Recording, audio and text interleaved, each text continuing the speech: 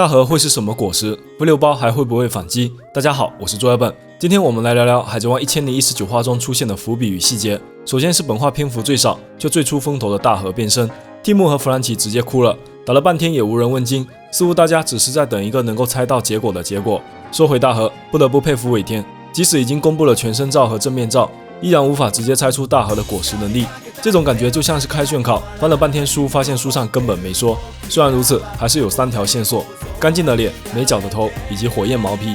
先看第一条线索，是大河人兽形态下十分干净的面部，它有着类似猫和狗的鼻子，却没有猫科能力者明显的胡须特征，因此更接近犬科动物，类似狗、狐狸以及狼。海贼王原著中登场过的6种幻兽种能力，其一就是卡特琳娜、戴鹏所吃下的圈圈果实幻兽种九尾狐形态，剩下的5个分别是马尔科的鸟鸟果实幻兽种不死鸟形态，战国的人人果实幻兽种大佛形态，黑炭大蛇的蛇蛇果实幻兽种八岐大蛇形态，以及凯多的鱼鱼果实幻兽种青龙形态。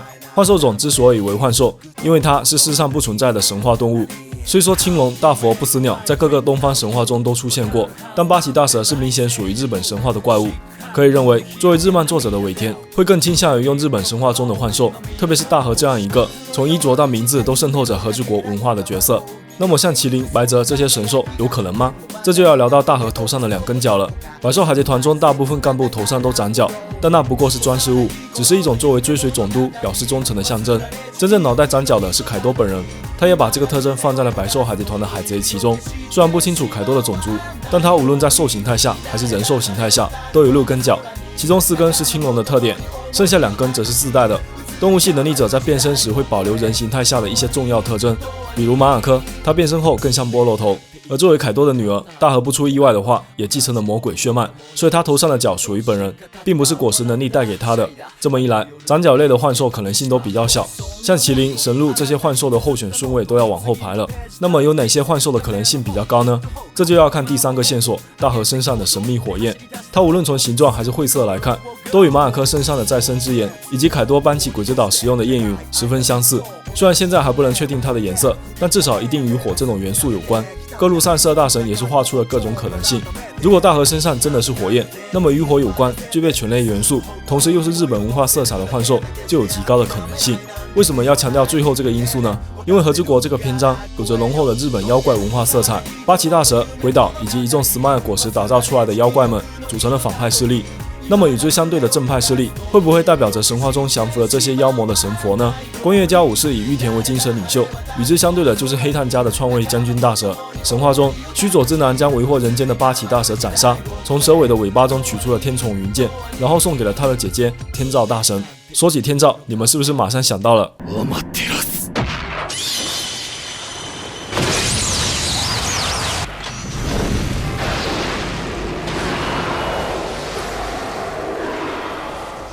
但在日本神话中，天照大神是一位女神，象征着太阳，拥有阳光与烈焰的神力。如果把这个神话中的角色换一下，光月玉田没有斩下的大蛇头颅，没能开启和之国的遗憾，通过那本小小的玉田航海日志，将自己的意志传承给了大河。他将以玉田之名继续为这个国家而战。所以天照、火焰、妖怪、太阳这些元素会不会与大河的果实能力有关呢？圈圈果实幻兽种天狐形态。有意思的是，火在海贼王中也是艾斯的象征。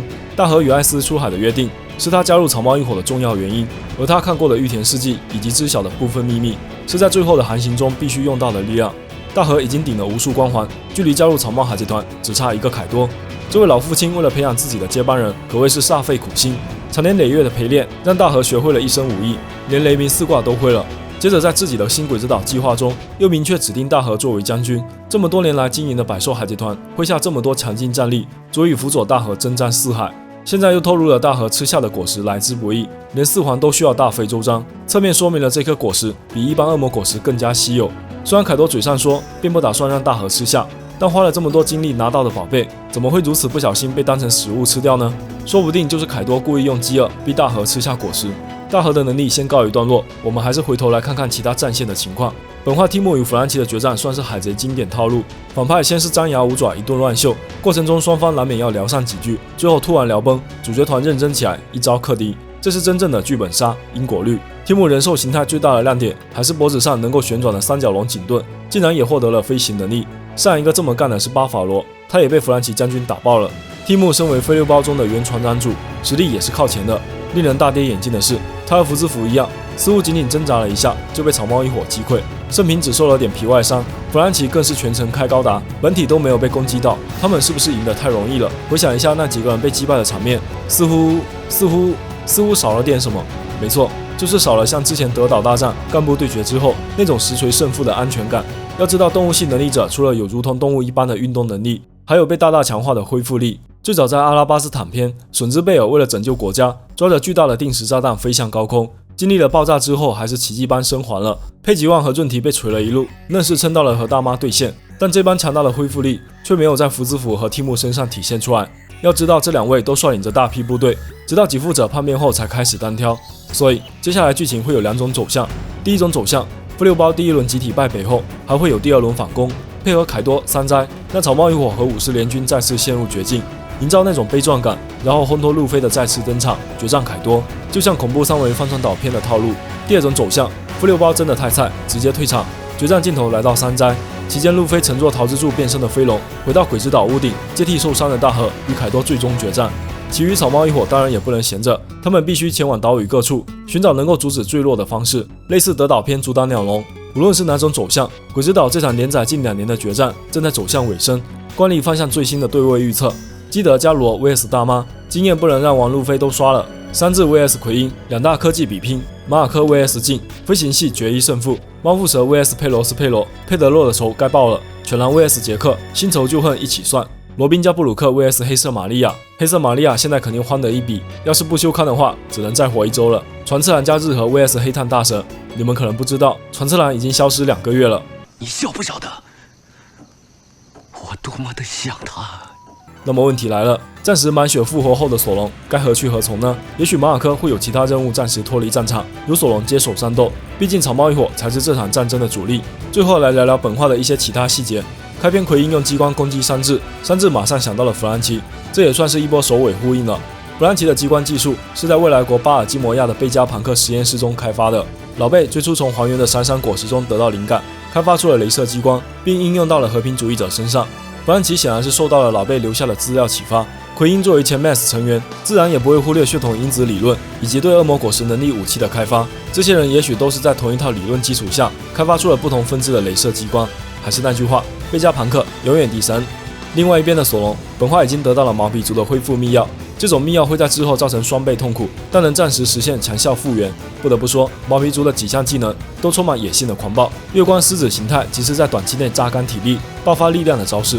相比之下，路飞的吃肉恢复还要更科学一点。本画路飞已经苏醒，张口就是要吃。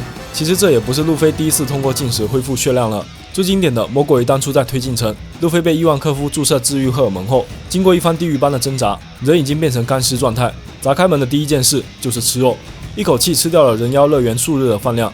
现在就看极地潜水号上的冰箱能不能撑住了。幸好背波不在这里。以上就是本期海贼王1019话的一些细节盘点啦，欢迎在评论区聊聊你对本画的看法。我是朱亚本，下期见啦。